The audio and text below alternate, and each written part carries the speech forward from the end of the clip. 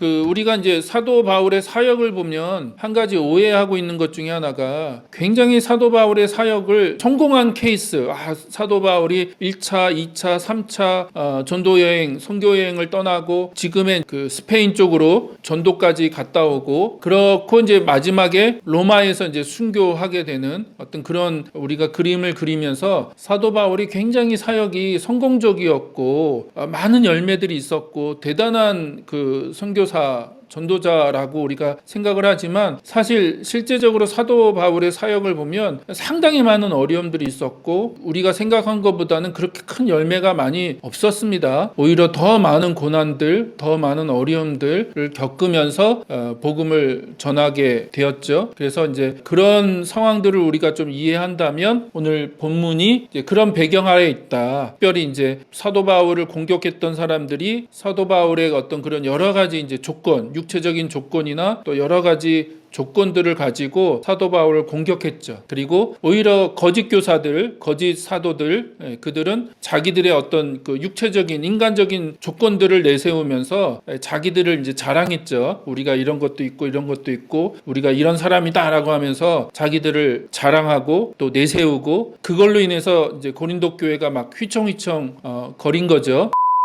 오늘 본문 내용을 이해하려면 11장부터 봐야 되는데 사도 바울이 그런 문제들을 얘기하면서 인간의 그러니까 육체적인 조건들, 인간적인 조건들을 자랑할 거냐? 나는 그런 것들을 자랑하지 않겠다. 그런 걸 자랑할 거리가 없는 건 아니다. 나에게 그런 자랑할 거리가 없는 건 아니지만 그러나 나는 그런 것들을 자랑하지 않겠다라고 얘기를 하죠. 그래서 여러분 11장 22절 이하를 보면 사도 바울이 이렇게 얘기해요. 그들이 히브리 사람입니까? 나도 그렇습니다. 그들이 이스라엘 사람입니까? 나도 그렇습니다. 그들이 아브라함의 후손입니까? 나도 그렇습니다. 그들이 그리스도의 일꾼입니까? 내가 정신 나간 사람같이 말합니다마는 나는 더욱 그렇습니다. 나는 수고도 더 많이 하고 감옥살이도 더 많이 하고 매도 더 많이 맞고 여러 번 죽을 뻔하였습니다. 유대 사람들에게서 마흔에서 하나를 뺀 매를 맞은 것이 5번이요 채찍으로 맞은 것이 3번이요 돌로 맞은 것이 1번이요 파손을 당한 것이 3번이요 밤낮 꼬박 하루를 망망한 바다를 떠다녔습니다. 자주 여행을 하는 동안에는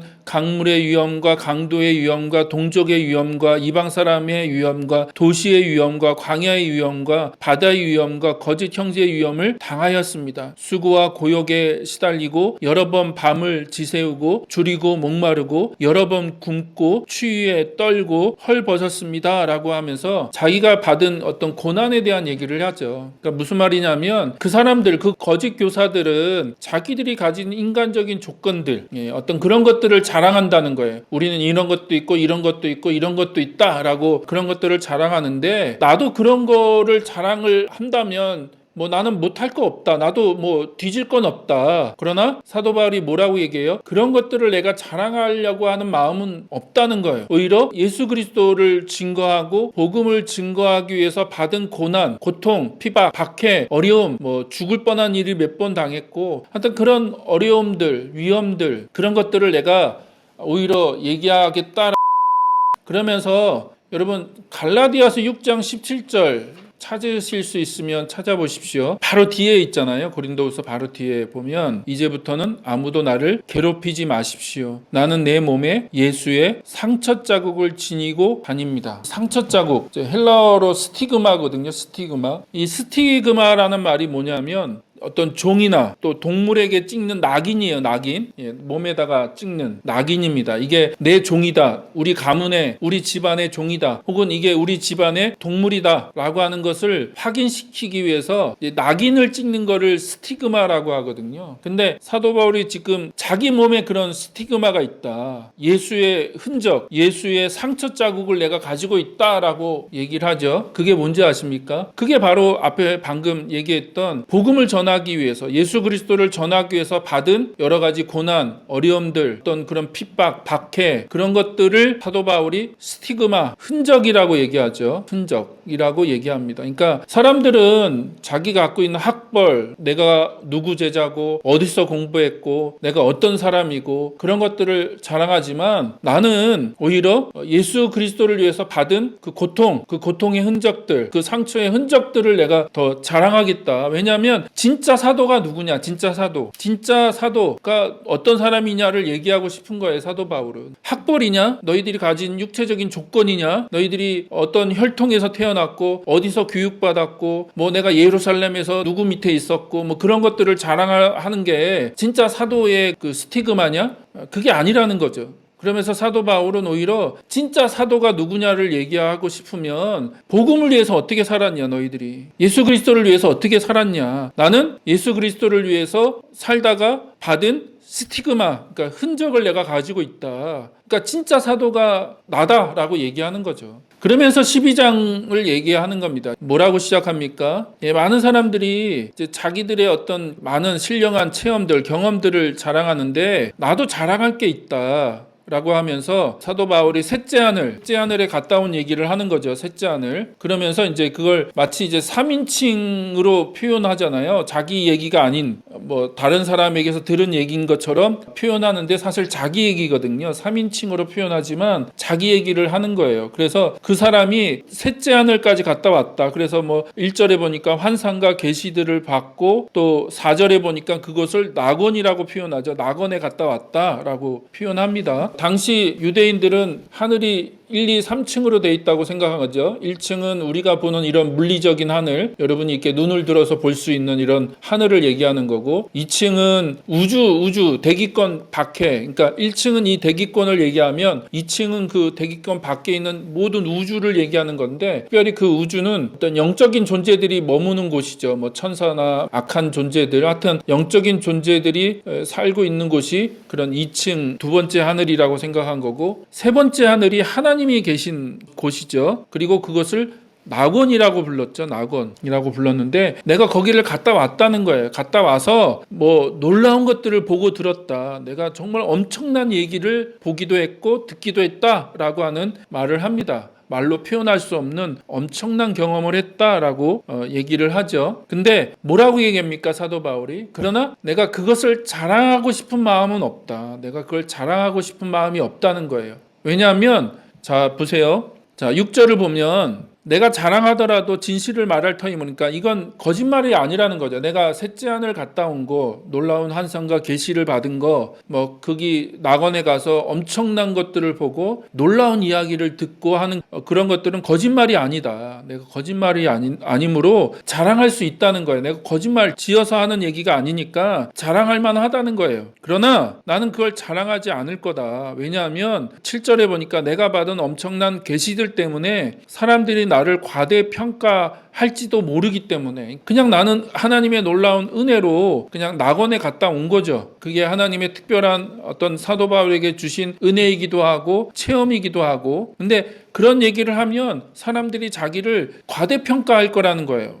그래서 나는 그런 얘기를 하지 않겠다. 오히려 그것 때문에 교만하지 않도록 하나님이 내 몸에 가시를 주셨다. 가시. 이 가시가 정확하게 뭔지는 모릅니다. 여러 가지 이제 역사적으로 살펴봤을 때는 육체적인 질병일 거라고 봅니다. 뭐 어떤 분은 안질이라고 보는데 정확하지 않아요. 정확하게 뭔지는 모르겠어요. 그러나 어쨌든 이거는 사도 바울을 굉장히 괴롭혔던 아마 육체적인 질병인 것 같아요. 예, 육체적인 질병. 그래서 그걸 가시라고 부르죠. 그래서 그 가시를 하나님이 제거해 주시도록 그러니까 그거를 내 몸에서 떠나가게 좀 해달라고 3번이나 내가 기도했다. 하나님께 3번 기도했다는 건 그만큼 간절하게 하나님 앞에 정말로 전심을 다해서 간절히 기도했다는 거죠. 그러나 하나님이 그 기도를 들어주지 않으셨다. 근데 재밌는 건요. 여러분 7절 보시면 사도 바울이 그걸 뭐라고 또 부릅니까? 가시라고도 부르지만 또 뭐라고 불러요? 사탄의 하수인이라고 부르죠. 사탄의 하수인. 재밌죠? 하나는 한편으로는 가시라고 불러요. 가시. 하나님께서 허락하신 가시다. 나를 교만하지 않게 하기 위해서 하나님이 나에게 이런 육체적인 연약함을 주셨다. 그리고 그것이 굉장히 사도 바울의 그 사역과 삶을 어렵게 만들었던 것 같아요. 상당히 발목을 붙잡고 어렵게 만들었던 것 같습니다. 그래서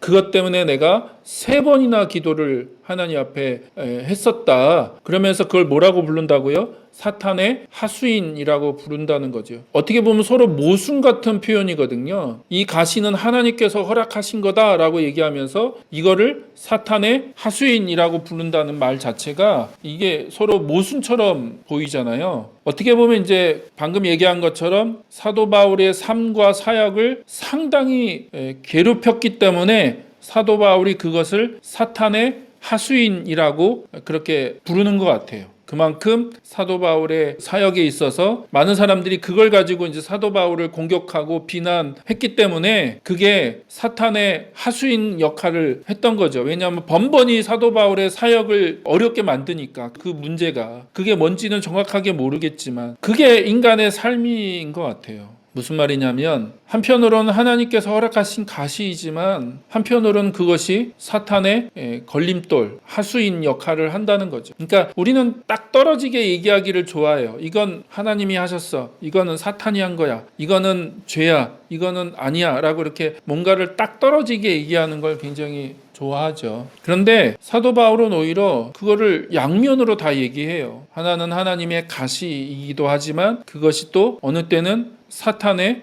하수인 역할을 해서 나를 굉장히 곤욕스럽게 만들고 나를 굉장히 비참하게 만든다는 거죠. 내 사역에 있어서 굉장히 비참하게 만들고 또 어렵게 만든다. 근데 또 그것이 어느 때는 하나님 앞에서 하나님의 은혜를 경험하는 수단이 되기도 하죠. 뭐라고 고백합니까? 9절에 보니까 그러나 주님께서는 내게 이렇게 말씀하셨습니다. 내 은혜가 내게 족하다. 내 능력은 약한 데서 완전하게 된다. 내 은혜가 족하다는 거야. 이게 양면이잖아. 내가 셋째 하늘까지 갔다 오고 놀라운 것들을 보고 놀라운 것들을 듣고 그래서 엄청난 체험을 하기도 하고 내가 간증할 게 꽤 많거든요 라고 얘기하는 거예요. 내가 누구처럼 자랑할 게 있다면 나도 꽤 자랑할 게 많아요 라고 얘기하는 거지. 그게 하나님이 놀라운 은혜를 나한테 그런 은혜를 허락해 주셨어요. 그런데 또 다른 게 있는데 그게 뭐예요? 나에겐 또 가시가 있다는 거예요. 가시. 교만해지지 않게 하는 가시. 번번이 그것 때문에 넘어지고 번번이 그것 때문에 어려움을 당하는 그런 가시가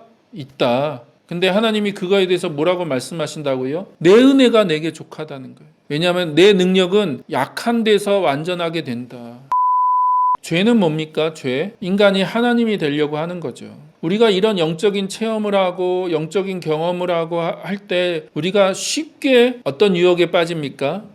하나님처럼 되고 싶은 유혹에 빠지거든요. 여러분, 죄는 인간이 하나님이 되려고 하는 것이다. 창세기는 명확하게 얘기하죠. 하나님이 인간을 뭐로 만드셨어요? 흙으로 만들었다는 표현보다 히브리어를 보면 티끌, 흙도 아닙니다. 그냥 티끌로 만들었다. 먼지로 인간을 만들었다라고 표현해요. 인간은 하나님 앞에 그냥 유한한 존재일 뿐입니다. 그러니까 인간은 인간일 뿐이에요. 무엇을 보건 무엇을 듣건 무슨 경험을 하건 인간은 인간이란 존재를 뛰어넘을 수 없는 거죠. 근데 인간이 그런 체험을 할 때마다 인간들은 자꾸 착각한다는 거예요. 내가 어떤 신령한 존재가 되고 특별한 존재가 되고 내가 대단해서 내가 엄청나서 이런 것들을 하는 거라고 착각한다는 거예요. 근데 하나님이 사도 바울에게는 가시를 주셨다는 거예요. 그런 착각하지 말라고. 야, 너는 인간이야. 너는 그냥 하찮은 인간일 뿐이야. 그래서 뭐라고 얘기하는 겁니까? 이걸 쉽게 표현하면 그냥 인간은 인간이 돼야 되는 거죠. 환경에 제약을 받을 수밖에 없고 육체의 제약을 받을 수밖에 없는,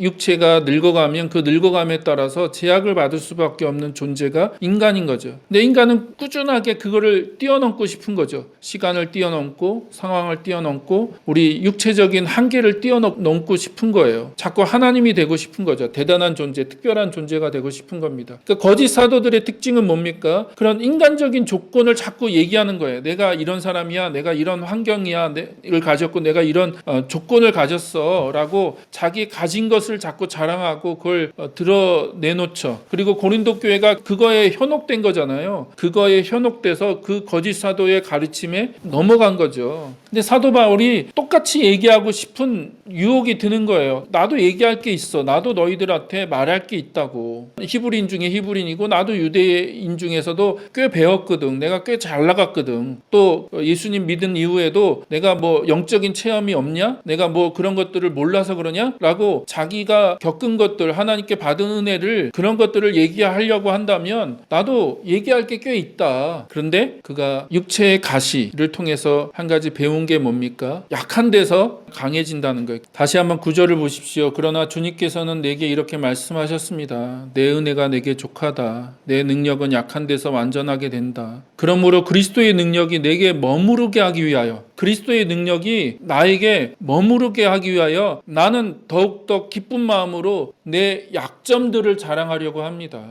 내 약점들, 내 연약함들, 내 부족함들, 내 실패들. 사도로서요. 야, 네가 사도야? 그러면 사도로서 이 정도는 해야지. 근데 오히려 사도 바울은 아니야. 나는 내 실패들, 내가 오히려 예수 때문에 받은 고난들, 어떤 핍박, 박해, 내가 얼마나 성공했는지, 내 사역이 얼마나 열매가 많은지, 내가 몇 개 교회를 개척하고 내가 얼마나 예수를 위해서 이런 삶을 살았는지를 자랑하는 게 아니라 오히려 그 예수님 때문에 받은 고난과 고통과 어려움들을 내가 얘기하겠다. 왜냐하면 그런 약점을 통하여, 나의 연약함을 통하여 하나님의 능력, 그리스도의 능력이 나타나기 때문에 그렇다는 거예요. 그래서 10절, 그러므로 나는 그리스도를 위하여 병약함과, 그렇죠? 육체적인 질병과 모욕과 궁핍과 박해와 곤란을 겪는 것을 기뻐합니다. 내가 약할 그때 오히려 내가 강하기 때문입니다. 라고 그렇게 고백할 수 있는 거죠. 사도 바울이 얘기하는 초점은 누가 진짜 사도냐? 누가 진짜 하나님의 종이냐? 인간이 가진 그런 조건과 그런 어떤 능력과 그런 학벌과 어떤 그런 것들을 자랑해서 내가 이런 사람이야. 내가 이런 대단한 사람이거든. 사도 바울이 지금 얘기하는 건 야, 너희들이 갖고 있는 조건이 중요한 게 아니라 너희가 그리스도와 복음을 위해서 어떻게 살았냐가 중요한 거야. 나는 그거를 얘기할 게 있거든. 그게 스티그마, 그게 흔적이거든. 자기 몸에 예수의 흔적을 내가 갖고 있다. 그러면 어느 누구도 나를, 내가 그리스도의 사도가 아니라고 나를 공격할 수가 없다. 왜? 내가 그렇게 살았으니까. 내 삶이 그걸 증거하고 있다는 얘기예요. 그래서 저는 누가 진짜 그리스도의 제자냐, 누가 진짜 하나님을 따르는 그리스도인이냐라고 할 때 삶으로 얘기하자. 삶으로. 우리가 갖고 있는 어떤 조건으로 얘기하는 게 아니라, 그걸 가지고 자랑하는 게 아니라, 우리가 만드는 그런 업적들, 그런 것들을 가지고 야, 우리가 이만큼 했어, 대단하지 라고 하면서 그런 것들을 자랑하는 게 아니라, 오히려 너의 삶 속에서 그리스도를 위해서 어떤 삶을 살았으며 복음을 위해서 어떤 삶을 살았는가, 어떤 흔적을 갖고 있는가, 그게 진짜 중요하다라고 얘기하는 거죠. 그리고 저는 그게 하나님이 마지막 날 평가하실 기준이라고 생각합니다. 우리가 갖고 있는 어떤 조건이 아니라 우리가 어떻게 예수를 위해서 살았으며 복음을 위해서 살았는가, 어떤 스티그마를 가지고 있는가, 어떤 흔적을 그 몸에 가지고 있는가라고 하는 것이 가장 중요하다고 생각이 듭니다.